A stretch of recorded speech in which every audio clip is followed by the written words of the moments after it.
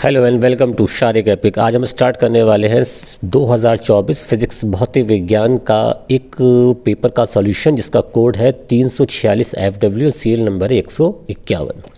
तो इसमें इंस्ट्रक्शन दे रखे हैं एग्जाम्स को सॉल्व करने के लिए कि 15 मिनट आपको एक्स्ट्रा दिए जाएंगे प्रश्न पत्र को पढ़ने के लिए। इन सारी बातों को आप ऑलरेडी पढ़ लेंगे। चलिए स्टार्ट करते हैं बिना टाइम वेस्ट किए हुए।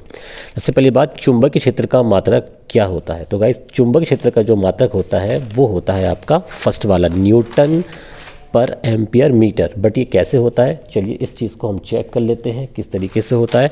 तो गाइज, आप लोगों ने एक फॉर्मूला पढ़ा होगा, F इज इक्वल टू होता है ILB। तो यहाँ से अगर हम B का फॉर्मूला बनाएंगे तो क्या बनेगा, F upon I into L। Then the formula is newton पर एम्पियर मीटर, और हम कह सकते हैं newton ampere inverse and metre inverse. ये इसका फॉर्मूला बनेगा। तो जो हमारा राइट ऑप्शन होने वाला है वो फर्स्ट वाला होने वाला है। बात कर लेते हैं सेकंड वाला ऑप्शन की। एक नाभिक 13 AL 27 की त्रिज्या 3.6 फर्मी है, तब नाभिक 52 TE 125 की त्रिज्या ज्ञात करो। इसका 27 जो है परमाणु भार है, और यहाँ पर इसका परमाणु भार है, ये A1 हो गया और ये A2 हो गया। इसके अलावा यहाँ पर R1 3.6 फर्मी हमें दे रखा, जिसका सॉल्यूशन मैंने ऑलरेडी कर रखा ताकि वीडियो ज़्यादा लेंथी ना हो जाए। तो फॉर्मूला होता है R प्रोपोर्शनल टू परमाणु भार की पावर 1/3। इन्हें डिवाइड करेंगे दो इक्वेशन बना के, तो R1 upon R2 is equal to कितना हो जाएगा, ये हो जाएगा हमारा A1 अपॉन A2। A1 की वैल्यू कितनी है 27, A2 की वैल्यू 125 का क्यूब यानी 1/3 घनमूल। 27 का 3 हो गया, 125 का 5 हो गया, और R1 की वैल्यू 3.6 हो गई। 3 से डिवाइड करा तो 1.2 निकल के आया। क्रॉस मल्टीप्लाई करने पर 6 फर्मी इसका आंसर निकल करके आ जाएगा। चलिए आगे बढ़ जाते हैं। अगला है हमारा आइंस्टीन के प्रकाश विद्युत समीकरण में निम्नलिखित में किसके संरक्षण का पालन किया जाता है। तो सबको पता है ऊर्जा संरक्षण का पालन किया जाता है। आगे बढ़ते हैं, बात करते हैं एलसीआर परिपथ में VL, VC, VR, VO क्रमशः प्रेरकत्व, प्रतिरोध, संधारित्र तथा स्रोत में लगी टोटल वोल्टेज है। देन फॉर्मूला क्या बनेगा, VO square is equal to VL minus V का स्क्वायर प्लस VR स्क्वायर। ये इसका आंसर होने वाला है। चलिए आगे बढ़ जाते हैं। निम्न में से कौन सा किरण आरेख सही है। N1 माध्यम तथा N2 लेंस के पदार्थ का अपवर्तनांक। N1 बड़ा है N2 से, ये N1 है, ये N2 है। N1 बड़ा है N2 से, तब प्रकाश किरण नीचे की तरफ बैंड हो जाएगी। ये प्रकाश का परावर्तन नहीं अपवर्तन का एक नियम होता है। ठीक है, आगे बढ़ते हैं।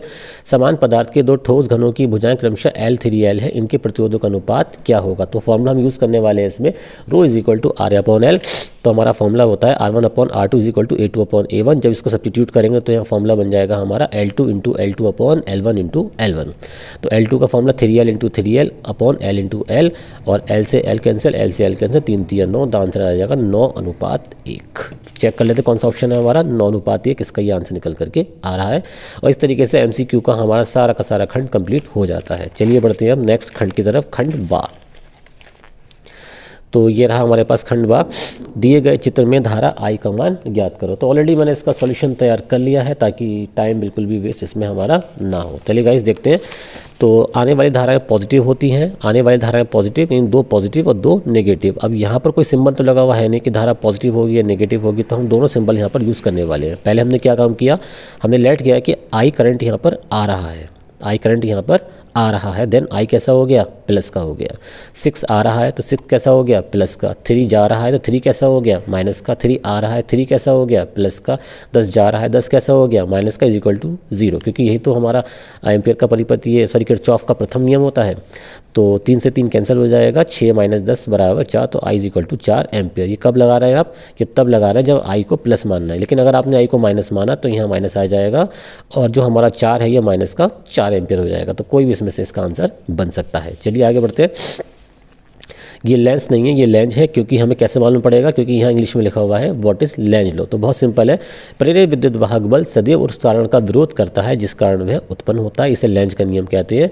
और लेंज के नियम के द्वारा धारक की दिशा का हमें पूरी तरीके से अच्छा ज्ञान मिल जाता है।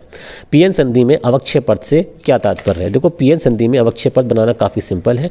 जब हम PN, ये रहा एक P और ये रहा एक N type semiconductor, P type N type, इन्हें हमने आपस में इस तरीके से लगा दिया है। लगाने के बाद अब होगा क्या, इसमें हम DC अप्लाई यहाँ से दे सकते हैं इस तरीके से। अब देने के बाद क्या करेंगे, यहाँ पर ये प्लस रहेगा, ये माइनस रहेगा। अब होगा क्या, P टाइप सेमीकंडक्टर के जो धन आवेश चलेंगे N टाइप की ओर, N टाइप के नेगेटिव चलेंगे P टाइप की ओर, और जहाँ दोनों आपस में टकराएंगे वहाँ पर एक लेयर का निर्माण हो जाएगा। इस लेयर को कहते हैं अवक्षय पथ। अवक्षय परत कहा जाता है, जिसके बारे में इसमें हम क्वेश्चन में पूछा गया था।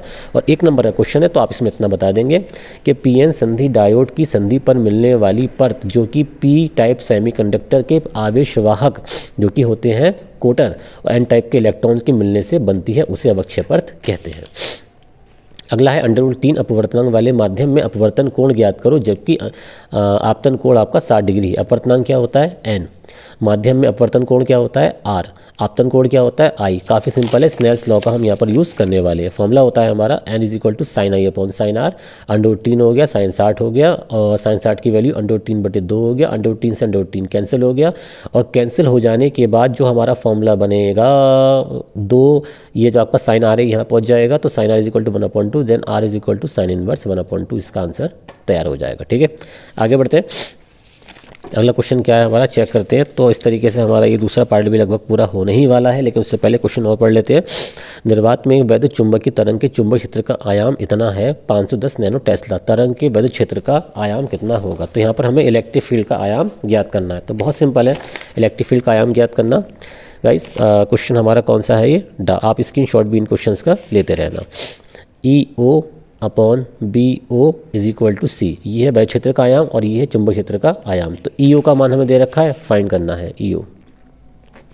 इसमें BO का मान दे रखा है कितना है? 510 नैनो टेस्ला। तो ये लिख लेंगे BO = 510 × 10⁻⁻9 टेस्ला। तो यहाँ पर हो गया हमारा 510 × 10⁻⁻9 टेस्ला, और C की वैल्यू 3 × 10⁸ मीटर/सेकेंड। क्रॉस मल्टीप्लाई कर लेते हैं। EO = 510 × 10⁻⁻9 × 10⁸8। इन्हें आपस में सॉल्व कर लो, देन EO = हो जाएगा 510। तो ये कितना बचेगा? 10⁻⁻1, ये आपस में cancel, then EO = 51 and the answer is newton पर कूलम। ये इसका आंसर बन गया, तो इसका स्क्रीनशॉट ले सकते हैं। चलिए आगे बढ़ते हैं। आगे बढ़ने के बाद 1 नंबर क्वेश्चन हमें मिलता है कि अनुचुंबकीय लौह चुंबकीय पदार्थों मुख्य अंतर क्या होता है। देखो बहुत सिंपल सी बात है, अनुचुंबकीय पदार्थ जो होते हैं चुंबकीय क्षेत्र में आकर्षित कर लिए जाते हैं, जबकि लौह चुंबकीय पदार्थ जो होते हैं बहुत तेज़ी से आकर्षित कर लिए जाते हैं। लेकिन अगर हम चुंबकत्व के परमाणु मॉडल के आधार पर इसका अध्ययन करेंगे तो सिंपल सी बात ये होगी कि इसमें जो चक्रण होता है इलेक्ट्रॉन्स का वो स्लो होता है, और इसमें चक्रण जो होता है वो बहुत तेज़ी से होता है, जिस कारण इसमें डोमेन बनते हैं। या फिर ये भी कह सकते हो अनुचुंबकीय पदार्थ में डोमेन नहीं बनते हैं, जबकि लौह चुंबकीय पदार्थों में डोमेन बनते हैं। तो ये भी इसका आंसर बन सकता है। चलिए ये ऑप्शन हमारे खंड बा पूरा हो चुका है, आगे बढ़ जाते हैं। ठोसों में बैंड ऊर्जा की हमें व्याख्या करनी है, तो इसका भी ऑलरेडी मैंने कुछ न कुछ लिख रखा हुआ है। यहाँ पर मैं इसका दिखाता हूँ आपको, मेरे पास लिखा हुआ रखा हुआ है पर्चा ऑलरेडी। तो पर्चा हमारे पास कहाँ चला गया इसका? ठीक है ठीक है ठीक है ठीक है ठीक।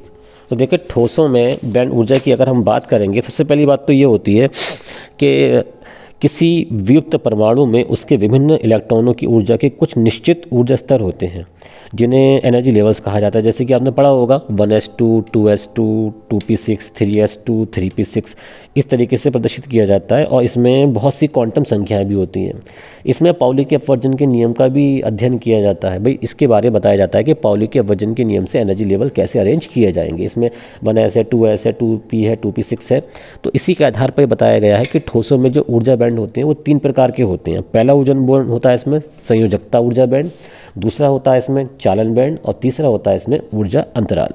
संयोजकता बैंड होता क्या है? बहुत आसान है, किसी पदार्थ के अधिकतम ऊर्जा वाले भरे हुए बैंड को संयोजकता बैंड कहा जाता है। जिसमें ज़्यादा ऊर्जा होती है उसको संयोजकता बैंड कहते हैं। इस बैंड में पदार्थ के परमाणुओं की बाह्य कक्षा के इलेक्ट्रॉन अर्थात संयोजकता इलेक्ट्रॉन होते हैं। ये इलेक्ट्रॉन परमाणुओं के बीच बंध बनाने में भाग लेते हैं, अतः मुक्त नहीं होते, इसलिए वैद्युत चालन में इनका योगदान नहीं होता है। और इसको जो है हम किससे प्रदर्शित करते हैं? चूँकि संयोजकता को वैलेंस कहा जाता है, तो EV संयोजकता को वैलेंस कहा जाता है। तो यहाँ पर क्या आएगा? इसको EV से इसको शो किया जाता है। आगे आता है हमारा चालन बैंड। किसी पदार्थ के न्यूनतम ऊर्जा वाले रिक्त बैंड को चालन बैंड कहा जाता है। अगर हम दूसरे शब्दों में इसकी बात करें, सिंपल लैंग्वेज में इसकी बात करें, तो बहुत आसान है। संयोजकता बैंड के जो ठीक ऊपर होता है उसको हम चालन बैंड कहते हैं। चालन मतलब कंडक्शन, इसलिए इसको ईसी से लिखा जाता है। अब जो हमारा लास्ट वाला आता है वो तो काफ़ी सिंपल है भाई, बहुत सिंपल। कैसे? जो हमारा संयोजकता बैंड है, जो हमारा चालन बैंड है, इन दोनों के बीच का जो गैप होता है, जो अंतराल होता है, उसी को हम ऊर्जा अंतराल कहते हैं। इसलिए इसे एनर्जी गैप यानी ईजी से भी लिखा जाता है। तो इस तरीके से आपका ठोसों में ऊर्जा बैंड की व्याख्या का आंसर कंप्लीट हो जाता है। चलिए आगे बढ़ जाते हैं। एक प्रोटॉन तथा एक न्यूट्रॉन की संगत डी ब्रोगली तरंगदैर्घ्य के मान समान प्राप्त होते हैं, तब दोनों में से किसकी गतिज ऊर्जा अधिक होगी? भाई जनरल सी बात है, प्रोटॉन की गतिज ऊर्जा अधिक होगी, लेकिन मैंने इसको ऑलरेडी आपको दिखाने के लिए सॉल्व करके रख लिया है ताकि कुछ कन्फ्यूज़न ना हो इसमें। चलिए देखते हैं, शायद मैंने कहीं ना कहीं तो रखा होगा, कहीं ना कहीं तो हमें मिल जाएगा। तो कहाँ गया हमारा इसका सॉल्यूशन जो मैंने तैयार करके रखा था? हाँ, अरे यहीं रखा हुआ है नीचे। देखें गाइस, ये हमारा थेसी वाला question. Lambda is equal to क्या होता है? डी ब्रोगली तरंगदैर्घ्य के लिए फॉर्मूला h/√2m ही होता है। अब यहाँ से m और e में संबंध क्या है? तो सिंपल सी बात है, m इंटू ई, यानी m1 e1 is equal to m2 E2। कैसे हुआ भाई? पहले प्रोटॉन के लिए और उसके बाद किसके लिए? न्यूट्रॉन के लिए, जबकि डी ब्रोगली तरंगदैर्घ्य का मान दोनों के लिए आपस में इक्वल है, ऐसा क्वेश्चन में कहा गया है। यहाँ से हमने ईपी का मान निकाला, तो ईपी का मतलब ये हो गया जिसका मास कम होगा, जिसका मास कम होगा उसकी एनर्जी ज़्यादा होगी। इसमें क्या पूछा है भाई? किसकी एनर्जी ज़्यादा होगी? तो जाहिर सी बात है भाई, प्रोटॉन का मास जो होता है न्यूट्रॉन के मास से कम होता है, तो इसका मतलब प्रोटॉन की एनर्जी ज़्यादा होने वाली है। इस तरीके से आप इसका सॉल्यूशन दे सकते हैं। स्क्रीनशॉट ले लीजिए इसका, बाद में थोड़ी सी हिंदी इसमें नीचे लिख के बता देना, ठीक है। आगे बढ़ते हैं। एक बैटरी से 4 ओम प्रतिरोध तार में धारा प्रवाहित की जाती है, उसी बैटरी में एक अन्य 9 ओम प्रतिरोध में धारा प्रवाहित करने पर बैटरी का आंतरिक प्रतिरोध ज्ञात करो, जबकि दोनों तारों में धारा समान समय में समान ऊष्मा उत्पन्न करती है। चलिए इसको सॉल्व करते हैं। एक नया पर्चा ले लेते हैं पहले। नया पर्चा हमारे पास कहाँ गया इसका? हाँ, तो नया पर्चा मुझे मिल गया, लेकिन थोड़ा सा फट चुका है पर्चा, कोई बात नहीं। ये है हमारे पास एक पर्चा, ठीक है। तो सबसे पहले यहाँ पर क्या क्या दे रखा है इसमें? ये घाव वाला क्वेश्चन है, तो इसमें R1 is equal to 4m, और इसमें जो धारा है, धारा हमारे पास है यहाँ पर I1। इसके अलावा इसी बैटरी का हम यूज़ करा, तो पहले भी बैटरी E थी और जो बैटरी थी पहले भी वो E थी। अब R2 जो है हमारे पास वो 9 ओम है, और जो अब धारा है हमारे पास वो होने वाली है I2, जबकि बैटरी हमारे पास सेम है और समान ऊष्मा उत्पन्न करती है, ठीक है। तो यहाँ पर P1 is equal to P2, हम इसका यूज़ करते हैं V1 I1 equals P2 V2, ठीक है। अब यहाँ से हम एक काम कर सकते हैं, V is equal to IR, ये हम फॉर्मूला लगा सकते हैं V1 का। तो V1 का फॉर्मूला क्या लगा देंगे यहाँ पर? I1 R1 इंटू I1, और यहाँ पर क्या आ जाएगा हमारे पास? I2 R2 into I2। अब इसके बाद ये हो जाएगा I1 का स्क्वायर अपॉन I2 का स्क्वायर, क्योंकि इन दोनों की मल्टीप्लाई कर ली, इन दोनों की मल्टीप्लाई कर ली, is equal to R2 upon R1। अब आगे बढ़ जाते हैं भाई, I1 upon I2 is equal to under root R2 upon R1। तो यहाँ पर R2 की वैल्यू कितनी है हमारे पास? अंडर रूट में आ गई 9। R1 की वैल्यू कितनी है? 4, तो इसका हो गया 3, इसका हो गया 2। ये आंसर हमारा निकल के अभी नहीं आया है भाई। V इक्वल्स क्या होता है? E प्लस IR और E माइनस IR। तो यहाँ पर हम E माइनस IR का यूज़ करने वाले हैं। एक क्वेश्चन हो गई हमारे पास फर्स्ट। यहाँ पर मैंने इसको एक काम कर लेते हैं, इसको यहाँ लिया आओ, तो E इक्वल्स हो जाएगा V प्लस IR, यहाँ पर हो गया I1, ठीक है। तो यहाँ पर I1 हो जाने के बाद यहाँ हमारे पास ये स्मॉल r निकल के आ चुका है। अब इसके बाद करने वाले हम क्या है, यहाँ पर E की एक और इक्वेशन बनाने वाले हैं। इक्वेशन नंबर क्या हो गई हमारे पास? फर्स्ट हो गई, सॉरी फर्स्ट बन चुकी है, सेकंड हो गई। अब ऐसी E इक्वल्स ये क्या आ जाएगा? V plus I2R, equation number third. अब एक काम और करेंगे, इसको V1 कर लो, इसको V2 कर लो, इन दोनों का आपस में कर लो, तो फॉर्मूला बनेगा हमारे पास, यहाँ फॉर्मूला बन जाएगा V1 प्लस I1R और V2 प्लस I2R। थोड़ा पेज हमारा फट चुका है यहाँ पर हम ध्यान से सॉल्व करेंगे। I1R1 और I1R, और यहाँ ऐसे ही आ जाएगा। इसके बाद I2 और R2 प्लस I2 और R, ठीक है। तो स्मॉल r वाले पोर्शन हम एक साइड में कर लेते हैं। I1R1 minus I2R2 is equal to कितना हो जाएगा? I2 r minus I1 r. यहाँ बोथ साइड में हम एक काम कर लेते हैं, I2 से अगर डिवाइड कर दें तो क्या कंडीशन बन सकती है, I1 upon I2 into R1 minus R2, ऐसे यहाँ कर लेते हैं। तो ये तो 1 हो गया, R बचा, माइनस यहाँ पर I1 upon I2 into R बच गया। अब इसके बाद I1 अपॉन I2 की वैल्यू कितनी है हमारे पास, ऑलरेडी हम शायद फाइंड कर चुके, 3/2।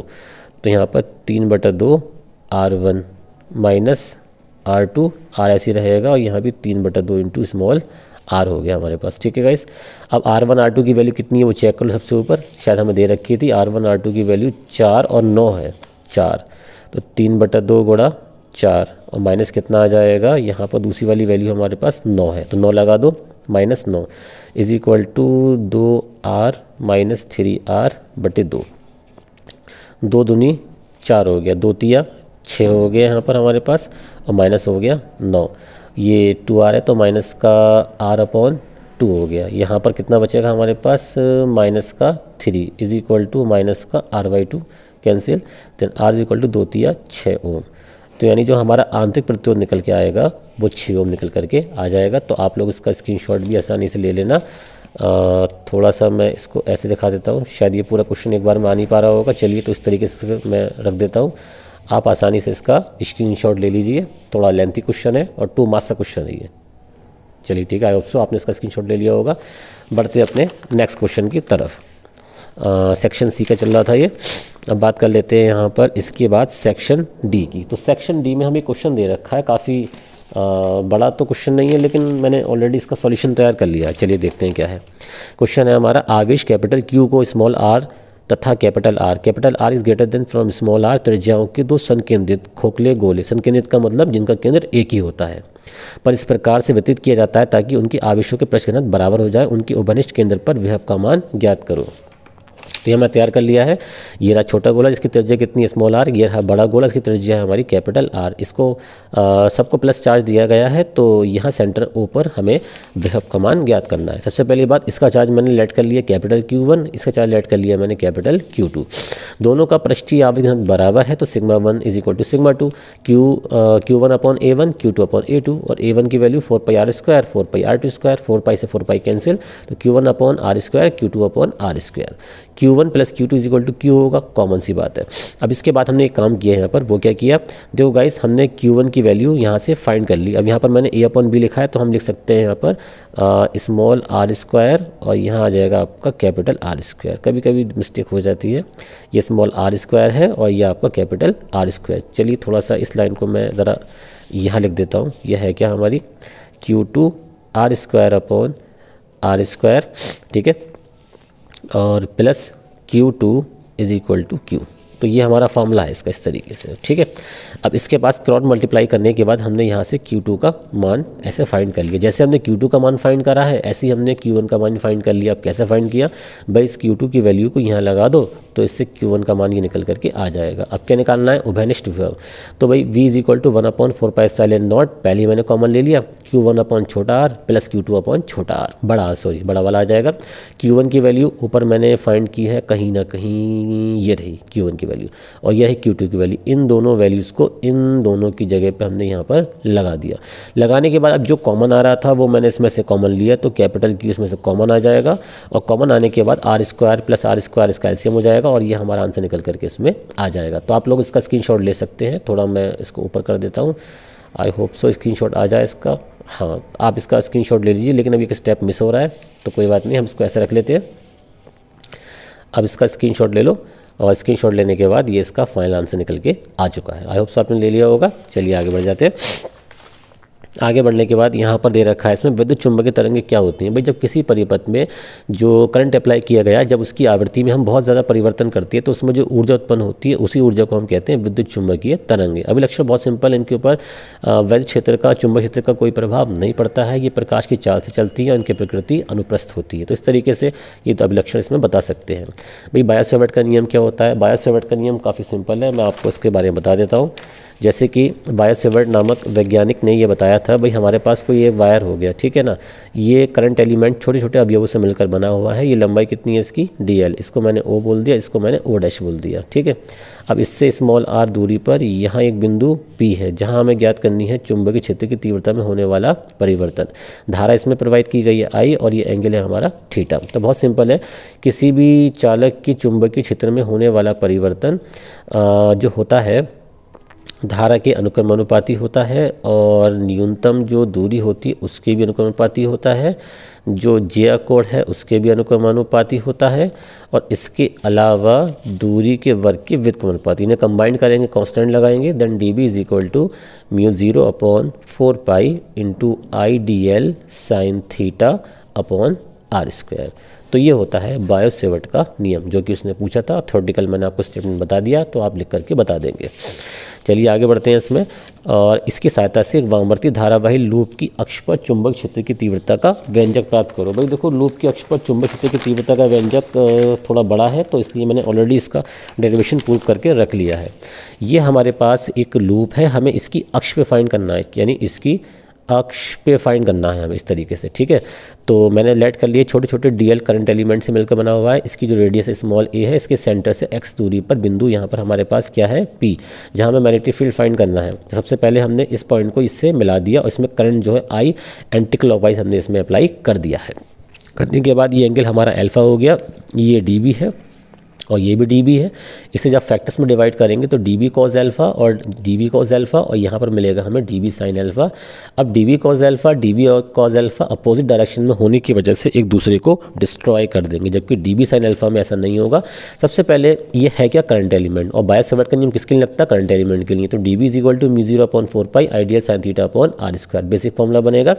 अब इसके बाद यहाँ पर साइन 90, क्योंकि ये चीज़ इसके परपेंडिकुलर है सरफेस के, इसलिए इस पर 90 हमें लगाना पड़ेगा, ठीक है गाइस। अब इसका साइन 90 की वैल्यू तो 1 होती है, तो μ0 upon 4 ideal upon r square. ये जो मैंने मैग्नेटिक फील्ड निकाला है, ये छोटे से करंट एलिमेंट का है, लेकिन हमें पूरे लूप के लिए निकालना है, तो क्या करना पड़ेगा, इसका इंटीग्रेशन, ठीक है ना, क्लोज सरफेस के लिए इसका इंटीग्रेशन करा dB sine alpha. Sine alpha कैसे निकालेंगे, लंब बटा कण, देखो लंब क्या है इसके अंदर a और कण क्या है इसमें r, तो sine alpha is equal to क्या हो गया, a अपॉन r हो गया। अब इंटीग्रल सिंबल लगाया, μ0 अपॉन 4 हो गया, I dl upon r square into क्या हो गया, a अपॉन r हो गया। तो dl तो अंदर रहेगा, बाकी सबको हम बाहर निकाल देंगे इसके अंदर, ठीक है, सब बाहर निकल के आ गया। ये आर स्क्वायर r क्या बन जाएगा, r³ बन जाएगा। अब dl क्या है, dl जो है इस पूरी की लेंथ है, इस पूरे की परिधि है, और हम जानते हैं परिधि क्या होती है, कॉइल की जो लेंथ होती है वही तो परिधि होती है, तो 2 पाई है, यानी 2 पाई आर। ये जो हमारी कॉइल है इसकी परिधि क्या होगी, 2 पाई आर हो जाएगी। तो यहाँ हम क्या लगा देंगे, dl के प्लेस पे, बल्कि dl नहीं, इस पूरे इंटीग्रेशन dl के प्लेस पे हम क्या लगा देंगे, 2 पाई a लगा देंगे। अब इसके बाद a इज इक्वल टू की वैल्यू हम फाइंड करने से पहले एक काम करते हैं, r की वैल्यू फाइंड करते हैं। तो गाइज यहाँ पर एक ट्राइंगल बन रहा है, हम जानते हैं कि कण का वर्ग बराबर लंब का वर्ग प्लस क्या होता है, आधार का वर्ग होता है। तो यहाँ से हमने r की वैल्यू निकाल ली, a square plus x square की पावर 1/2 निकल के आ जाएगी। इस वैल्यू को यहाँ लगा देंगे और इस dl की वैल्यू को यहाँ लगा देंगे, फॉर्मूला हमारा ये तैयार हो जाएगा। अगर इसमें फेरों की संख्या कैपिटल n है तो आप इसमें कैपिटल N से मल्टीप्लाई कर देना, और देखो 2 दूनी 4 हो जाएगा, पाई से पाई कट जाएगा, फॉर्मूला बनेगा μ0 NI square upon 2 bracket a square plus s square की पावर 3/2। तो इसका स्क्रीनशॉट ले लो। स्क्रीनशॉट के लिए मैं थोड़ा सा ऐसे कर देता हूँ, थोड़ा शायद दिक्कत आ रही होगी इसमें आपको, तो कोई बात नहीं, हम थोड़ा इसको ऐसे रख देते हैं, तो आप लोग इसका स्क्रीनशॉट ले लो। आई होप सो आपने इसका स्क्रीनशॉट ले लिया होगा। चलिए आगे बढ़ते हैं अपने नेक्स्ट क्वेश्चन की तरफ। देखो नेक्स्ट क्वेश्चन क्या है हमारा, प्रकाश विद्युत प्रभाव के प्रयोग में उत्सर्जित फोटो इलेक्ट्रॉन की अधिकतम गतिज ऊर्जा ई के पर तथा आपतित ऊर्जा का मान बताओ। देखो पहली बात तो क्या है, यहाँ पर ये जो 3 लिखा हुआ आ रहा है, यहाँ पर हमें मिलेगी दहलीय आवृत्ति। तो यहाँ वैल्यू कितनी है हमारे पास, 3, देख सकते हैं कितनी वैल्यू है 3, और पावर कितनी है 10 टू पावर 14। तो हमारी दहलीय आवृत्ति क्या बन जाएगी, 3 × 10⁻14 हर्ट्ज बन जाएगी, जो हमारी कम से कम आवृत्ति है किसी धातु की सतह से इलेक्ट्रॉनों को उत्सर्जित करने के लिए। अब उसने क्या कहा, कार्यफलन कितना होगा, तो काफ़ी आसान है। एक फॉर्मूला होता है हमारे पास, कौन सा फॉर्मूला होता है, मैं लिख के दिखा देता हूँ। फॉर्मूला हमारे पास होता है W is equal to hν0। तो यहाँ से हमें फाइंड क्या करना है, W फाइंड करना है 6.6 10 टू पावर -34 हो गया, और ν0 की वैल्यू थी 3 × 10 टू पावर 14, 3 × 10⁻14 हर्ट्ज होता है। तो पावर में पावर और multiply W is equal to 3 × 6 18, 3 × 18 19 हो गया, और 10⁻34, और ये बचेगा हमारे पास 14 में से 0 बचे और 3 में से गया तो 2 माइनस का 20, और इन द यूनिट्स बन जाएगा हमारा इसका लगा दो जूल सेकंड और इसका हो जाएगा हर्ट्स। तो जूल सेकंड हर्ट्स इसका यूनिट बन सकता है अगर हम इसके फॉर्मूले से बनाना चाहें। तो आगे बढ़ जाते हैं। और हाँ, इसने इलेक्ट्रॉन वोल्ट में कहा है तो हालांकि आंसर जूल में ही रहेगा। इलेक्ट्रॉन वोल्ट के लिए क्या करेंगे 1.6 × 10⁻⁻19 से डिवाइड कर देना, तो आंसर इलेक्ट्रॉन वोल्ट में इसका निकल करके आ जाएगा। ठीक है, चलिए आगे बढ़ जाते हैं अगले क्वेश्चन की तरफ। और हाँ, प्लांक नियतांक की वैल्यू कैसे निकालेंगे, सिंपल सी बात है 6.6 × 10⁻⁻34 जूल सेकंड, ये इसकी वैल्यू होती है। बढ़ते अपने डा क्वेश्चन की तरफ। डा क्वेश्चन हमें क्या दे रखा है, अन्योन्य प्रेरण गुणांक की परिभाषा दीजिए। क्या होता है अन्योन्य प्रेरण गुणांक, भाई हमारे पास दो कॉइल है, एक प्राथमिक कॉइल है एक द्वितीयक कॉइल है। अगर प्राथमिक कॉइल में धारा के मान में थोड़ा सा परिवर्तन किया जाता है तो दूसरी कॉइल के चुंबकीय फ्लक्स में परिवर्तन होता है, जिसके फलस्वरूप प्रेरित विद्युत भाग बल उत्पन्न होता है। इसी घटना को अन्योन्य प्रेरण कहा जाता है। अब आता है न्यूमेरिकल। यदि किसी प्राथमिक कुंडली में धारा का मान इतना दे रखा है और समीप दूसरी कुंडली में अधिकतम प्रेरित विद्युत भाग बल का मान इतना है, तो इन कुंडलियों के मध्य अन्योन्य प्रेरण गुणांक का मान कितना होगा। तो सॉल्यूशन मैंने इसका ऑलरेडी तैयार किया हुआ है भाई। I = 10 sin 100πt है, E = 5V वोल्ट है। हम जानते हैं अन्योन्य प्रेरण गुणांक का फॉर्मूला E = -m × di/dt। अगर इसका हमें मोड निकालना है, मतलब मैक्सिमम मान निकालना है, तो यहाँ पर हमें मोड लगाना पड़ेगा और माइनस को प्लस में कन्वर्ट करना पड़ेगा। तो भाई E की वैल्यू तो 5π है, m तो m ऐसे ही रहेगा। I की वैल्यू कितनी है 10 sin 100πt, तो 10 sin 100πt हम यहाँ पर लगा देंगे। लगाने के बाद क्या होगा 10 बाहर आ जाएगा, साइन का कॉस बन जाएगा, 100πt का 100π बन जाएगा। अब इसके बाद जब इसको कैंसिल करके सॉल्व करेंगे तो हमारी जो m की वैल्यू है वो यहाँ तक पहुँच जाएगी 2 × 100 cos 100πt। मैक्सिमम के लिए cos की वैल्यू कम से कम होनी चाहिए, तो cos की वैल्यू कितनी कर दी हमने 1 कर दी, तो cos की वैल्यू होगी हमारी 1 और 1 लगाने के बाद ये 1 हो जाएगा। अपॉन में 200 डिवाइड कर कितना आ जाएगा हमारा 5 मिली हेनरी। तो गाइज स्क्रीनशॉट ले लीजिए अगर आपने इसका स्क्रीनशॉट नहीं लिया है। चलिए आगे बढ़ते हैं। अगला क्वेश्चन करने से पहले ये हमारा जो चौथा खंड था वो पूरा हो चुका है। बात करते हैं पाँचवें खंड की। 3 नंबर का जो है, एक अवतल दर्पण द्वारा किसी वस्तु का 4 गुना बड़ा वास्तविक प्रतिबिंब बनता है। वस्तु को दर्पण से 3 सेंटीमीटर दूर ले जाने पर उसका आवर्धन 3 गुना हो जाता है। दर्पण की वक्रता त्रिज्या R का मान ज्ञात करो। तो गाइज यहाँ पर हमारे पास अवतल दर्पण मैंने ऑलरेडी बना के रख दिया है। तो ये हमारा अवतल दर्पण है। इस साइड की दूरी नेगेटिव होती है, इस साइड की दूरी पॉजिटिव होती है। ये पॉजिटिव होता है और ये भी नेगेटिव होता है। इसको ध्रुव यानी पोल कहा जाता है। ये हमारा जो है फोकल पॉइंट है इसका, और ये सेंटर और रेडियस ऑफ कर्वेचर का सेंटर ऑफ कर्वेचर है। तो ये होगी वक्रता त्रिज्या और ये होगी हमारी फोकस दूरी, जो ध्रुव और फोकस बिंदु के मध्य की होती है। अब इसके अंदर उसने क्वेश्चन में क्या कहा है, एक अवतल दर्पण द्वारा किसी वस्तु का 4 गुना बड़ा प्रतिबिंब बनता है, यानी I = -4 × O बन जाता है। M = क्या होता है I/O, तो देन -V/U। अब यहाँ पर I की वैल्यू कितनी है -4 × O/O = -V/U। माइनस से माइनस कैंसिल, O से O कैंसिल, देन V = आ गया 4U। क्वेश्चन नंबर फर्स्ट हो गई। अब क्या कहा उसने, वस्तु को दर्पण से 3 सेंटीमीटर दूर ले गए। जब दूर ले गए तो क्या हो जाएगा, U आपका बढ़ जाएगा, क्योंकि अगर तो वस्तु को पास लेके आओगे तो ये डिस्टेंस कम हो रही है, और दूर लेके जाओ तो क्या होगा, डिस्टेंस बढ़ेगी। Then U' = U+3। तो आवर्धन कितना हो जाता है 3 गुना हो जाता है। देन M = -3, M = -V'/U', जो कि मैंने ऊपर माना है। यहाँ पर ये U' आ गया हमारे पास, तो V'/U' = -3। माइनस से माइनस क्या हो गया कैंसिल, देन V' = 3U' हो जाएगा। और U' की वैल्यू कितनी U+3, वो हमने यहाँ पर लगाई। क्वेश्चन नंबर सेकंड बन गई। अब दर्पण का फॉर्मूला 1/f = 1/v + 1/u। पहले वाले केस की बात करेंगे। पहले वाले केस में V = कितना है 4U, तो हमने V = कितना लगा दिया 4U लगा दिया। U हमारा ऐसी कैसी रहेगा, इनको आगे पीछे भी हम लिख सकते हैं। इसका हमने एलसीएम लिया, सॉल्व किया, कितना हो गया 4U/5। क्वेश्चन नंबर थर्ड बन चुकी है। चलिए आगे बढ़ जाते हैं। जैसे हमने फर्स्ट वाले में करा, अब ऐसे हम डैश वाले में करेंगे। तो 1/f = 1/v' की वैल्यू कितनी थी 3U+3, और U' की वैल्यू U+3 थी। अब इसका एलसीएम लिया और सॉल्व करते करते हम यहाँ तक पहुँचे। क्वेश्चन नंबर 4 बन गई। अब पीछे वाली क्वेश्चन 3 ये रही f के इक्वल है 4U/5, और आगे वाली क्वेश्चन जो है हमारी 4 ये भी f के इक्वल है। इन दोनों को आपस में इक्वल करके क्रॉस मल्टीप्लाई करके हमें u की वैल्यू फाइंड कर ली। अब इसी u की वैल्यू को हम कहाँ लगा देंगे, जो पीछे क्वेश्चन है ये तीसरी वाली, इसमें हम लगा देंगे u की वैल्यू 45 लगा देंगे। यहाँ पर 5 9 45, 9 चौक 36, तो यहाँ पर f = 36 सेंटीमीटर निकल के आ जाएगा। और जब फोकस दूरी का हम हाफ करेंगे और तो 36 का हाफ कितना हो जाएगा 18 सेंटीमीटर, जो कि उसने हमसे फोकस दूरी मालूम करी थी। तो त्रिज्या का हमने आधा करके इसका आंसर निकाल लिया है। तो पहले आप स्क्रीनशॉट ले लीजिए इसका, यहाँ से ये इसका फर्स्ट पार्ट हो गया, आपने स्क्रीनशॉट ले लिया होगा इसका। अब आगे बढ़ जाते हैं इसमें। तो यहाँ भी आप इसका स्क्रीनशॉट ले सकते हैं। सबसे पहले चलिए मैं इस तरह की रख देता हूँ कि आप इसका स्क्रीनशॉट ले लें। तो आपने स्क्रीनशॉट ले लिया होगा, ये रहा आपका पोर्शन, यहाँ तक हो गया, तो आप इसका स्क्रीनशॉट ले लीजिए। चलिए आगे बढ़ते हैं अगले क्वेश्चन की तरफ। अगला क्वेश्चन क्या है हमारा, अगला क्वेश्चन हमारा डायग्राम दे रखा है भाई, हमारे पास क्या दे रखा है, चित्र साथ 2 लंबे समांतर तार ए और बी में 10 एम्पीयर की धारा 20 एम्पीयर की धारा प्रवाहित की जा रही है। इन दोनों तारों के ठीक बीच में 15 सेंटीमीटर लंबा तार सी रखा गया है जिसमें 5 एम्पीयर की धारा प्रवाहित की जा रही है। तो बताओ तार सी पर कितना बल कार्य करेगा। तो इसका ऑलरेडी सॉल्यूशन मैंने कर रखा है। डायग्राम को मैंने इस डायग्राम को यहाँ पर मैंने रिपीट कर दिया है। ए बी सी होगा, ये 10 10 10 20 सेंटीमीटर हो गया। और इसके अलावा जिसमें करंट है 10 और 20 एम्पियर है, तो यहाँ पर I1 10 एम्पियर और I2 हमारे पास 20 एम्पियर ऑलरेडी क्वेश्चन में हमें दे रखा है। ठीक है गाइस, अब आगे बढ़ जाते हैं और इस वाले में 5 एम्पियर की धारा प्रवाहित की गई है। तो इसमें देख लेते हैं कैसे कैसे मान इसमें दे रखे हैं। उसने क्या कहा है, सी पर लगने वाला बल कितना होगा, ये हमें इसमें फाइंड करना है। तो फाइंड करना काफ़ी आसान है गाइस।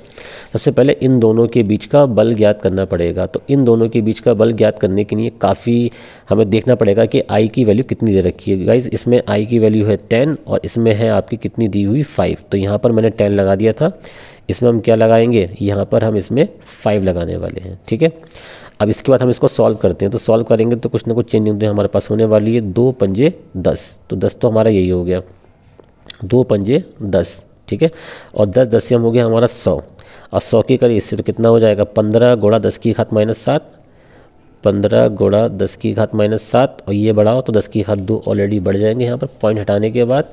तो 15 गुणा 10 की घात -5 न्यूटन, ये हमारा पहले वाले वायर का आंसर आ गया।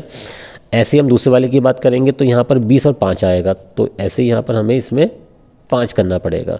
तो यहाँ 5 दूनी कितना हो जाएगा, 10 हो जाएगा। और 10 होने के बाद पॉइंट से पॉइंट काट देंगे तो हमारे पास क्या बचेगा, देखते हैं यहाँ पर। हमारे पास एक तो 5 दूनी 10 हो गया, 10 की घात -7 हो गया भाई, 5 दूनी 10, 10 की घात -7, और क्या बचा 20, 15 दूनी 30। तो यहाँ पर 300 हमारे पास ये बन जाएगा। अब सॉल्व कर लेते हैं इसको। 1 2 3 तो हो जाएगा 30 गुणा 10 की घात -5 न्यूटन, ये बन गया हमारा। अब इन दोनों को आपस में हम घटा लेते हैं तो कितना कितना बचेगा भाई, सिंपल सी बात है, हम इसको जब घटाएंगे तो हमारा बचेगा 30 गुणा 10 की घात -5 माइनस, और कितना बचेगा हमारा 15 गुणा 10 की घात -5। तो आंसर हो जाएगा 15 गुणा 10 की घात -5 न्यूटन। तो आप सॉल्व कर सकते हैं। यहाँ पर मैंने 1 एम्पीयर की परिभाषा का यूज़ किया था भाई, F1/L = μ0/2π I1I2/R। इस वाले का फॉर्मूला के इसके दोनों के बल निकाल लिया और इन्हें आपस में घटा लिया। तो स्क्रीनशॉट ले लो इसका, ये आपको आंसर इसका मिल चुका है, वो भी न्यूटन में। चलिए, आपने लिया होगा स्क्रीनशॉट। आगे बढ़ जाते हैं। आगे बढ़ने के बाद देखते हैं और कौन सा क्वेश्चन हमें करने के लिए दिया है इसमें। तो अगला क्वेश्चन है भाई, कहाँ के हाँ, ट्रांसफार्मर के परिमाण अनुपात से क्या समझते हो। किसी ट्रांसफार्मर में दूसरी कुंडली में फेरों की संख्या और पहली कुंडली में फेरों की संख्या का जो अनुपात होता है उसे परिमाण अनुपात कहते हैं। इसे गामा से प्रदर्शित करते हैं। गामा = होता है NS/NP। एक अपचाई ट्रांसफार्मर सेंट्रल लाइन की वोल्टता को 2200 वोल्ट से गिराकर इतने वोल्ट में परिवर्तित किया जाता है। तो ये हो गया VP, ये हो गया VS। प्राथमिक कुंडली में 500 फेरे 5000 फेरे हैं, ये हो गया NP। और ट्रांसफार्मर दक्षता η = 90/100 हो जाएगा। और ये PO 8 किलोवाट है, तो गणना करनी इतनी चीज़ होगी। तो इसका ऑलरेडी मैंने सॉल्यूशन बना के रखा हुआ है, चेक कर लेते हैं भाई। VS/VP = NS/NP होता है। NS का फॉर्मूला फाइंड किया, NP चला गया ऊपर, तो NP × VS/VP। NP की वैल्यू कितनी है 220, VS की वैल्यू 2000 बटे कितना हो गया 1100। डिवाइड करके सॉल्व करके इसका 400 आंसर निकल के आ जाएगा। दक्षता का फॉर्मूला क्या होता है, output power upon input power. अब आउटपुट पावर कितनी है वो हमने यहाँ पर लगा दी। इनपुट पावर हमें फाइंड करनी है, ईटा इसके अपॉन में आ गया 90/100, 90/100, 100 चला गया इसका ऊपर, कैंसिल करके सॉल्व करके यहाँ पहुँच जाएंगे। अब इसको डिवाइड कर लेते हैं।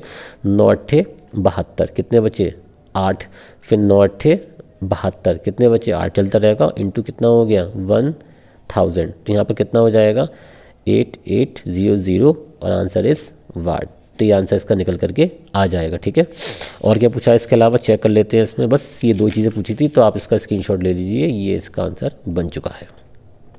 ठीक है, आगे बढ़ते हैं। अगला, किसी सेल के आंतरिक प्रतिरोध का सूत्र कैपिटल E, V तथा R के पदों में प्राप्त कीजिए, जहां E, V, R क्रमशः सेल के विद्युत भाग बल, बाह्य प्रतिरोध के सिरों के बीच का व्यवधान तथा बाह्य प्रतिरोध है। ठीक है, तो यहाँ इसका हमें फॉर्मूला प्रूव करना, ऑलरेडी मैंने इसको प्रूव कर दिया भाई। हमारे पास क्या है, हमारे पास ने कहा है किसी सेल का आंतरिक प्रतिरोध E। तो यहाँ कोई भी एक सर्किट ले लेंगे भाई, इसके अंदर जो है हम एक सेल लगा देंगे, इसके विद्युत भाग दे रखा है, स्मॉल r लगा देंगे, इसके अलावा एक कैपिटल R प्रतिरोध R भी लगा देंगे। ये स्मॉल r हो गया, ये E हो गया। ठीक है, अब हुआ क्या, हम जानते हैं विद्युत भाग बल की परिभाषा परिभाषा से E equal W upon Q होता है, W इक्वल टू EQ हो जाएगा। Then W equal to Q equal to होता है IT, तो W इक्वल टू EIT हो जाएगा। बाह्य वाले के लिए VIT और आंतरिक वाले के लिए V-IT। धारा सामान्य नहीं श्रेणी क्रम में और समय भी आपका समान रहेगा, V और V' वोल्टेज चेंज हो जाएगा। अब जो टोटल वर्क होगा वो हमारे एक्सटर्नल वर्क और इंटरनल वर्क के बराबर होगा। ये तो हो गया हमारा EIT, कहाँ से, यहाँ से। ये कहाँ से हो गया हमारा VIT इक्वेशन फर्स्ट से, और ये वाला क्या हो गया V-IT। अब देखो IT यहाँ से कैंसिल, IT यहाँ से कैंसिल, V' इक्वल टू क्या लगा दिया I²R। अब I²R कैसे हो गया, V इक्वल टू IR हो गया, I की I से मल्टीप्लाई करने पर I² हो गया, T से T गया, I की एक पावर गई TI TI, E equals V plus IR और V equals E minus IR। इसका ये फॉर्मूला तैयार हो चुका है। अब हम लोग जानते हैं भाई V इक्वल्स क्या होता है IR, देन V इक्वल्स क्या होता है E माइनस IR। ये मैंने अभी यहाँ पर प्रूफ किया था, V equals E minus IR। तो यहाँ से मैंने R की वैल्यू फाइंड कर ली। R की वैल्यू फाइंड करने के बाद ये जो फॉर्मूला है, यहाँ से I की वैल्यू कितनी निकल के आएगी, I इक्वल्स निकल के आएगा इसमें V अपॉन R। ये हमने यहाँ पर लगा दिया, V अपॉन R को ऊपर ले जाएंगे, सॉल्व करेंगे और R हमारा आंसर निकल के इसमें आ चुका है। तो ये इस तरीके से मैंने इनमें संबंध स्थापित कर दिया। तो आप चाहे तो इसका स्क्रीनशॉट ले सकते हैं। मैं इसको वर्टिकल कर देता हूँ, आज पूरे पेपर का ही स्क्रीनशॉट ले लीजिए। आई होप सो आप इसका स्क्रीनशॉट ले रहे हैं। और अगर आपने चैनल को सब्सक्राइब नहीं किया तो चैनल को हमारे सब्सक्राइब भी कर ले ध्यान से। चलिए आगे बढ़ जाते हैं। अगला क्वेश्चन क्या है हमारा, चल कुंडली गैल्वेनोमीटर की धारा सुग्राह्यता से आप क्या समझते हैं। देखो, धारा सुग्राह्यता को बढ़ाने के लिए हमें उसे बहुत ज़्यादा सेंसिटिव बनाना पड़ेगा, और सेंसिटिव बनाने का सिर्फ और सिर्फ एक ही तरीका है कि आप उसमें जो रेजिस्टेंस यूज़ कर रहे हैं उन रेजिस्टेंस का अमाउंट बहुत ही कम होना चाहिए, तभी आपका जल कुंडली गैल्वेनोमीटर की धारा सुग्राह्यता आप बढ़ा सकते हैं। या फिर टॉ इक्वल टू NI भी कर सकते हो, टॉ इक्वल टू C5 भी कर सकते हो। देखो मैं दिखाता हूँ आपको करके। भाई टॉ इक्वल टू क्या होता है, टॉ इक्वल टू होता है NIAB sine theta, equation first हो गई, और टॉ इक्वल टू होता है C5। इन्हें आपस में कॉल कर लो। आई इक्वल्स क्या हो जाएगा, आई इक्वल्स हो जाएगा C5 अपॉन NAB। तो धारा सुग्राह्यता करने के लिए क्या करना पड़ेगा, I proportional to C and I proportional to 5 and I proportional to 1 upon A, I proportional to 1 upon B। इतनी चीज़ें करेंगे आप। C को अगर बढ़ाएंगे तो I बढ़ेगा, 5 को बढ़ाएंगे तो I बढ़ेगा, A को घटाएंगे तो I बढ़ेगा, B को घटाएंगे तो I बढ़ेगा। तो इस तरीके से आप सुग्राह्यता को बढ़ा सकते हैं इन चीज़ों को चेंज करने के बाद। इसका भी आप स्क्रीनशॉट ले लीजिए। आगे बढ़ जाते हैं। आगे उसने क्या कहा इसके बाद, एक गैल्वेनोमीटर का प्रतिरोध 50 ओम है, यानी कैपिटल G। पूर्ण स्केल विक्षेप के लिए धारा का मान 0.05 है, IG हो गया। इसे 5 एम्पीयर धारा में बदलने के लिए यानी I हो गया। कितनी लंबाई के तार की आवश्यकता पड़ेगी, स्मॉल l हो गया। क्षेत्रफल कैपिटल A हो गया। विशिष्ट प्रतिरोध आपका रो बन चुका है, और यहाँ पर रो का मात्रक भी दे रखा है ओम मीटर। तो ये क्वेश्चन जो है मैंने ऑलरेडी सॉल्व करके रखा हुआ है। चलिए देखते हैं। ये रहा, यहाँ मैं डायग्राम बना दिया इसका भी। I इसमें 5 एम्पीयर प्रवाहित किया गया। यहाँ पर ये गैल्वेनोमीटर लगा हुआ है, सॉरी अमीटर लगा हुआ है। IG हो गया गैल्वेनोमीटर, और ये G हो गया, नीचे S हो गया शंट, जो कि समांतर क्रम में लगाया गया। सारी वैल्यूज मैंने यहाँ पर राइट डाउन कर दी। भाई I किससे मिलकर बना हुआ है, तो I मिलकर बना हुआ है IG प्लस इसमें जो करंट है हमारा, जिसका नाम है IS रख दिया मैंने। अब IS की वैल्यू निकालनी है, हम इसकी करंट निकालना है, तो क्या करेंगे, I माइनस IG। I की वैल्यू कितनी है 5, और जो करंट इसमें अप्लाई किया गया है वो है आपका 0.05। तो 5 माइनस 0.05 4.95 इसका वैल्यू बच के आ जाएगा। अब जितना वोल्टेज इसका होगा उतनी वोल्टेज इसका होगा। तो सिंपल सी बात है, IG into G IS into S। यहाँ पर मैंने इसको लिख के दिखा दिया समांतर क्रम वाला। S का फॉर्मूला बनाया, S का फॉर्मूला बनाने के बाद IG की वैल्यू लगा दी, और इसके अलावा IS की वैल्यू यहाँ पर लगा दी है। और करते करते S की वैल्यू कितनी आ गई हमारी 0.51। इसको डिवाइड करने के बाद निकल के आ गया। रो इज इक्वल टू होता है RA अपॉन L, लेकिन हम क्या लगाएंगे SA upon L। Cross multiply करके हमने L की वैल्यू फाइंड कर ली, SA अपॉन रो। सारी वैल्यू लगा दो इसके अंदर, सॉल्व करते करते कितना आ जाएगा हमारा 2.7 मीटर इसका आंसर निकल के आ जाएगा। इतना वायर हमें चाहिए होगा और इतने ओम का हमें चाहिए होगा, तभी हम इसको अमीटर में कन्वर्ट कर पाएंगे। तो आप स्क्रीनशॉट ले लीजिए इसका। चलिए आप लोगों ने स्क्रीनशॉट ले लिया होगा। बढ़ते हैं अब नेक्स्ट क्वेश्चन की तरफ। देखिए हमारा इसमें नेक्स्ट क्वेश्चन निकल के आया है, PN संधि डायोड में अग्र अभिनत विन्यास फॉरवर्ड वाइजिंग को समझाइए। देखो सिंपल सी बात है, PN जंक्शन डायोड में अगर हम P टाइप और N टाइप सेमीकंडक्टर होते हैं, P टाइप को बैटरी के धन से और N टाइप को बैटरी के ऋण से जोड़ दें तो समझ जाना वहाँ पर बन जाएगी आपकी फॉरवर्ड वाइजिंग बन जाएगी। अब उसने कहा है कि फॉरवर्ड वोल्टेज और फॉरवर्ड जो करंट होता है इन दोनों के बीच में आप हमें ग्राफ बना के दिखा दीजिए कि कैसे कैसे ग्राफ इसमें बन सकता है। तो इसके लिए हमें एक पेपर लेना पड़ेगा। तो एक पेपर ले लेते हैं यहाँ पर, और पेपर लेने के बाद इसको बना के दिखा देते हैं। और देखो हाथ क्या, इसने ये भी कहा पीएन संधि डायोड के उत्क अभिकरणीय विन्यास की क्रिया को समझाइए। काफ़ी सिंपल है। पीएन संधि डायोड में जो एक पी टाइप सेमीकंडक्टर होता है, एक एन टाइप सेमीकंडक्टर होता है। अगर हम पी टाइप को बैटरी के नेगेटिव से और एन टाइप को बैटरी के पॉजिटिव से जोड़ दें तो वहाँ पर रिवर्स वाइजिंग बन जाती है। तो यहाँ पर मैं आपको फॉरवर्ड वोल्टेज और अग्र वोल्टेज अग्र धारा के लिए ग्राफ बना के दिखाऊंगा, और रिवर्स वोल्टेज और रिवर्स के लिए भी ग्राफ बना के दिखाता हूँ। ठीक है, सबसे पहली बात, यहाँ पर मैंने एक वाई एक्सिस बना दी है और यहाँ पर मैंने एक एक्स एक्सिस बना दी है। यहाँ पर हम रैंडमली कुछ वोल्टेज ले लेते हैं। 0.2 हो गया, 0.4 हो गया, 0.6 हो गया, 0.8 हो गया, ये V हो गया हमारा वोल्ट में।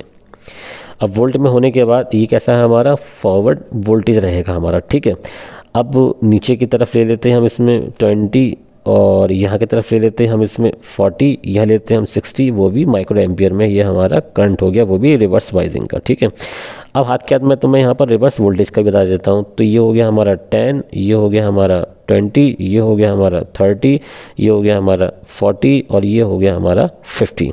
अब 50 होने के बाद ऐसे यहाँ पर ये आएगा 1, ये आएगा 2, ऊपर ले लिया 3, और इसी तरीके से यहाँ पर 4, यहाँ पर 5, यहाँ पर 6 और यहाँ पर 7। ऊपर रहेगा करंट हमारा मिली एम्पियर में, यानी mm में। ठीक है, अब हमें इसमें फॉरवर्ड वोल्टेज दिखाना है कि फॉरवर्ड वोल्टेज जो हमारा किस तरीके से बनेगा। देखो ये जो है पीएन संधि डायोड का एक सिंबल है जो मैंने आपके सामने यहाँ पर बना के दिखा दिया। तो यहाँ पर अगर माइनस है और यहाँ पर अगर प्लस है तो ये फॉरवर्ड वाइजिंग बन जाएगी। अगर हमें रिवर्स वाइजिंग बनानी है तो हम क्या करेंगे, रिवर्स वाइजिंग के लिए जाहिर सी बात है हमें इसका उल्टा करना पड़ेगा। उल्टा इन द सेंस ये करना पड़ेगा प्लस और ये वाला करना पड़ेगा माइनस, और ये हमारा पीएन जंक्शन डायोड बन जाता है यहाँ पर। ठीक है, अब फॉरवर्ड वाइजिंग के लिए क्या करेंगे भाई, सिंपल सी बात है। फॉरवर्ड वाइजिंग के लिए वोल्टेज इसमें बढ़ता है और बढ़ते बढ़ते उसके बाद फिर क्या होता है, कॉन्स्टेंट हो जाता है यहाँ इस तरीके से। ठीक है, ऐसे रिवर्स वाले में क्या होता है भाई, रिवर्स वाले में पहले वोल्टेज घटा, उसके बाद यहाँ से 50 पे जाके उसके बाद ये कांस्टेंट हो जाता है। तो ये हमारा रिवर्स वोल्टेज बन जाता है। ठीक है ना, ड्रेन वोल्टेज या रिवर्स वोल्टेज। तो ये भी हमारा एक रिवर्स वोल्टेज है, और ये वाला जो है हमारा एक फॉरवर्ड वोल्टेज है। तो फॉरवर्ड वाइजिंग हो गई हमारे पास, और नीचे वाली हमारी रिवर्स वाइजिंग हो गई। ठीक है गाइस, तो आप इसका स्क्रीनशॉट ले लीजिए, या ग्राफ आपके दोनों में काम में आ जाएगा, फॉरवर्ड वाले में भी और रिवर्स वाले में भी। अग्र वोल्टेज अग्र करंट, ये अग्र वोल्टेज है, ये अग्र करंट है, ये पश्च वोल्टेज है, और ये आपका पश्च करंट है। ठीक है, चलिए आगे बढ़ते हैं। हमने दोनों क्वेश्चन यहाँ पर कवर कर लिए हैं। अब इसके अलावा हम बात करते हैं यहाँ पर बोहर के क्वांटम के सिद्धांत की सहायता दिखाइए कि nवीं कक्षा में परिक्रमण करते हुए किसी इलेक्ट्रॉन का कक्ष की परिधि n लैम्डा के बराबर होती है। तो इसका मैंने सॉल्यूशन ऑलरेडी बना के रखा था, तो देखते हैं इसका सॉल्यूशन मैंने कहाँ बना कर रखा है, कौन से पर्चे पे बना कर रखा है। तो कहाँ गया इसका सॉल्यूशन, ये रहा।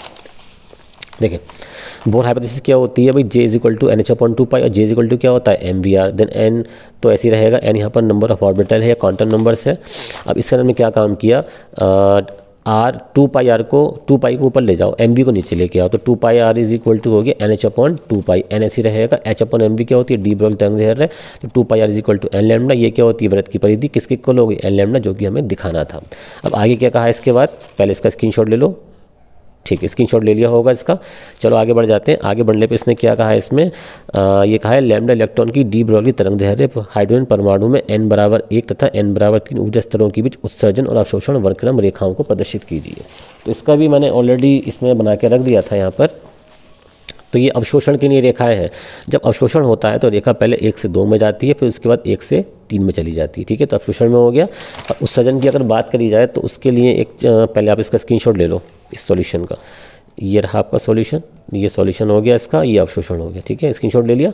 अब उत्सर्जन की अगर बारी आती है तो उत्सर्जन में पता है आपको क्या करना पड़ेगा, उत्सर्जन में आपको एक काम करना पड़ेगा। इसके अंदर यहाँ पर एनर्जी लेवल्स बना दो, 1 हो गया, 2 हो गया, 3 हो गया, 4 हो गया, 5 हो गया, 6 हो गया, 7 हो गया। तो ये तो हाई वाला हो गया, n = 1, n = 2, n = 3, ये हो गया 4, ये हो गया 5, ये 6। तो यहाँ से जब आएगा तो इस तरीके से आएगा ऐसे।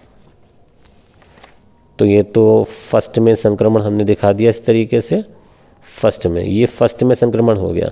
अब बात करें दूसरे की, तो दूसरे में कहाँ आएगा, इस तरीके से। तो ये दूसरे में यहाँ पर संक्रमण इस तरीके से बन जाएगा। और तीसरे का और दिखाना है हमें इसमें, तो यहाँ से तीसरा, और ये इस तरीके से, और ये इस तरीके से, और ये इस तरीके से।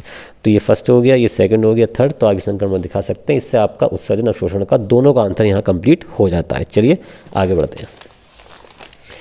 आगे बढ़ने के बाद जो हमारा अगला क्वेश्चन है वो प्रति न्यूक्लियन बंधन ऊर्जा का है। उसमें कहा है कि बंधन ऊर्जा से आप क्या समझते हो, तो भाई किसी भी नाभिक में उपस्थित प्रोटॉन न्यूट्रॉनों को अनंत दूर तक अलग करने के लिए आवश्यक ऊर्जा की मात्रा को बंधन ऊर्जा कहा जाता है। 8 और 16 का द्रव्यमान दे रखा है और इसकी प्रति न्यूक्लियन बंधन ऊर्जा हमें ज्ञात करनी है। और इलेक्ट्रॉन, प्रोटॉन, न्यूट्रॉन के हमें इसने मास भी दे रखे हैं। तो देखते हैं इसमें क्या क्या होगा हमारे पास। सबसे पहले 8 और 16 के अंदर कितने होंगे, 8 प्रोटॉन होंगे, 8 न्यूट्रॉन होंगे। एक प्रोटॉन का मास हमें दे रखा है, 1 न्यूट्रॉन का मास दे रखा है। हमने 8 से इसकी मल्टीप्लाई करी, 8 से इसकी मल्टीप्लाई करी, तो 8 प्रोटॉन 8 न्यूट्रॉन का मास निकल के आया। दोनों को आपस में जोड़ लिया। द्रव्यमान क्षति बराबर क्या होगा, इस वाले मास में से जो वास्तविक द्रव्यमान दे रखा है उसको हम घटा देंगे। डेल्टा एम बराबर पी प्लस एन माइनस वास्तविक द्रव्यमान। घटाया, इतना मान निकल के आ गया। अब चूंकि ये एएमयू में है तो इसकी हमने 9 से 31 से गुणा कर दी, तो ये एमईवी में 123.4506 एमईवी हमारा बन जाएगा। लेकिन उसने क्या कहा है, प्रति न्यूक्लियन बंधन ऊर्जा। तो हम क्या करेंगे, प्रति न्यूक्लियन बंधन ऊर्जा निकालने के लिए परमाणु भार से भाग करेंगे 16 से, तो आंसर आ जाएगा 7.7156625 एमईवी इसका आंसर आ जाएगा। तो आप लोग इसका स्क्रीनशॉट ले लीजिए। मैं पूरा पर्चा घुमा देता हूँ, तो आप इसका पूरे का स्क्रीनशॉट ले लीजिए। क्वेश्चन नंबर 7 का पूरा हल, ये सॉल्यूशन यहाँ तक है बस इसका, ठीक है। बाकी पहले 8वें क्वेश्चन की बात कर लेते हैं कि 8वां क्वेश्चन हमारा है क्या। देखो ये है कि प्रकाश के व्यतिकरण तथा विवर्तन में क्या विभेद समझते हो। भाई व्यतिकरण विवर्तन में बहुत सिंपल सी बात है। भाई प्रकाश किरणें जो होती है हमारी, जब आपस में मिलती है तो उनके अध्यारोपण से परिणामी तरंग की तीव्रता कभी अधिकतम होती है, कभी न्यूनतम होती है, जिसे व्यतिकरण कहते हैं। व्यतिकरण 2 प्रकार का होता है, विनाशी व्यतिकरण और संपोषी व्यतिकरण होता है। इसमें संपोषी वाले में मैक्सिमम होती है तीव्रता, इस वाले में मिनिमम होती है। विवर्तन में क्या होता है, प्रकाश का किसी सूक्ष्म छिद्र के किनारों पर मुड़ने की जो प्रक्रिया होती है उसको विवर्तन कहते हैं।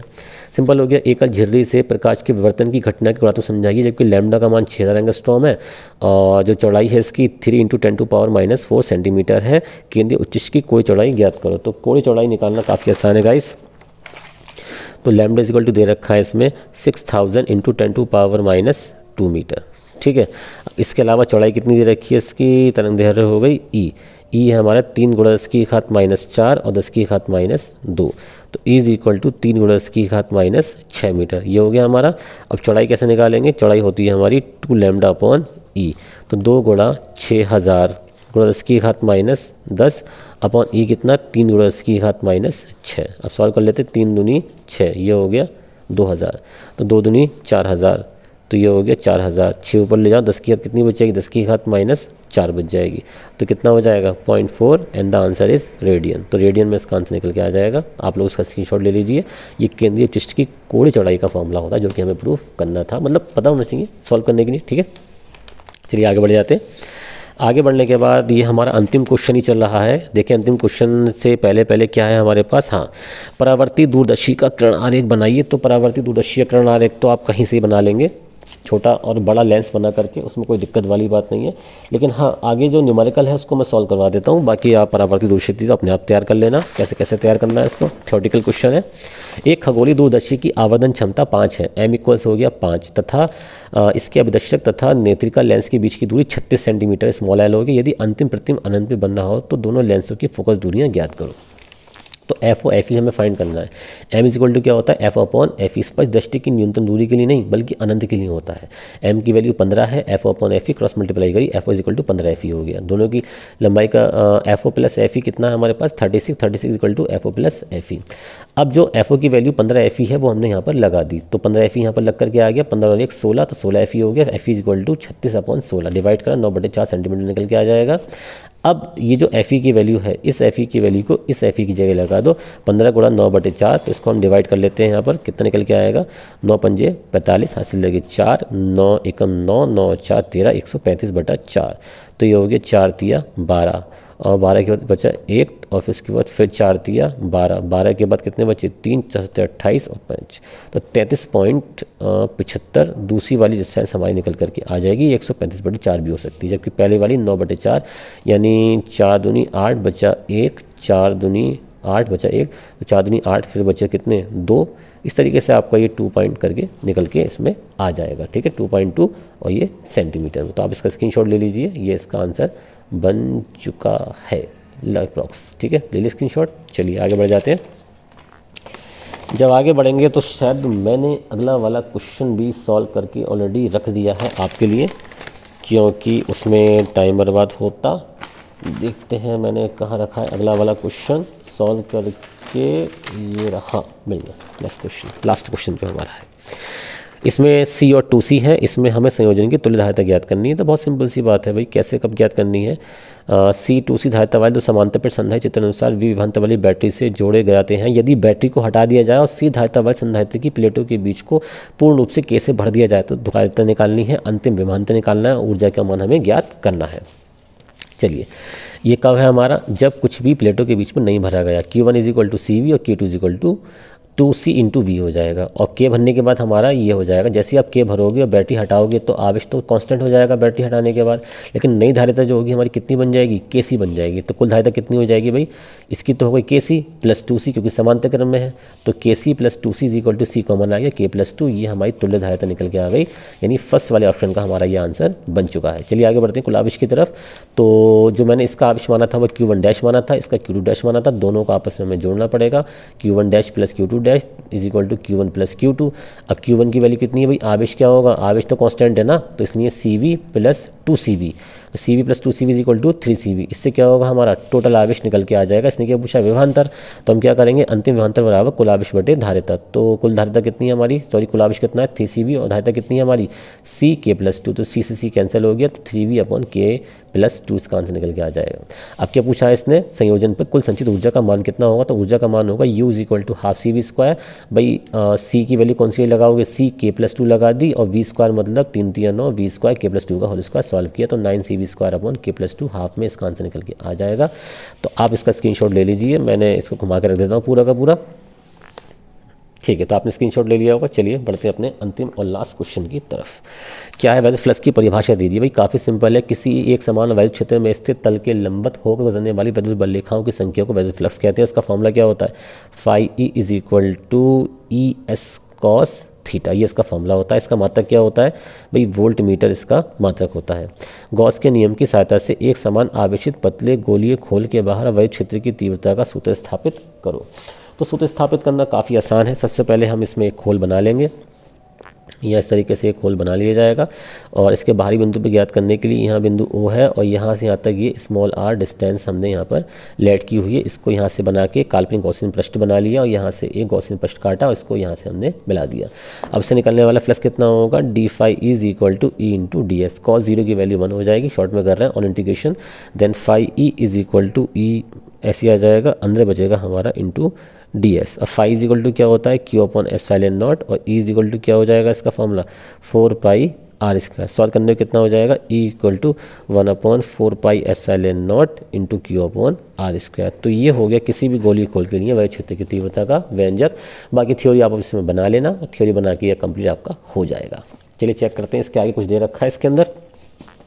तो ये अंतिम था हमारा, जो हमें जिसके लिए हमें इलेक्ट्रिक फील्ड का फॉर्मूला फाइंड करना था। तो आई होप सो पेपर हमारा कंप्लीट हो चुका है। तो अगर आपकी कुछ भी समझ में आया है, कुछ भी आपकी हेल्प हुई है, तो आप हमारे चैनल को सब्सक्राइब ज़रूर करें, जितना ज़्यादा शेयर हो सके शेयर करें, लाइक करें, और इस तरीके से हम आपको हर पेपर जो फिजिक्स का होता रहेगा, चाहे UP बोर्ड हो CBSE बोर्ड हो, उसका सोल्यूशन आपको देते रहेंगे। टाटा, सायोनारा, बाय बाय।